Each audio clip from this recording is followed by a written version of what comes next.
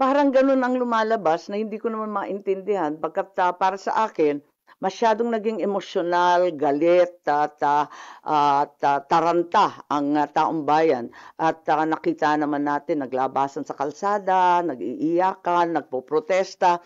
Kaya imbes na, lumala pa itong sitwasyon na 'to, minarapat ko na alamin kung ano talaga ang nangyayari para kumalma tayong lahat at, maanalisa kung ano talaga ang nangyari. Kaya lang, eto nga, hindi ko naman intensyon na anti-administration yung hearing. As a matter of fact, kung, maaalala ninyo, halos lahat ng testigo galing gobyerno. Hindi ko naman alam yung mga sagot nila, kaya nga ako nagtatanong kasi hindi ko alam yung sagot. Malay ko ba kung anong sasagutin nila? Nung, hindi sila magkasundo at hindi tumutugma yung mga sagot nila, hindi maganda yung itsura ng, pamahalaan, nagalit yata sa akin na nabunyag yon sa aking hearing. Hindi, matagal na kami hindi masyadong nag-uusap, maraming humaharang, matagal na, oo.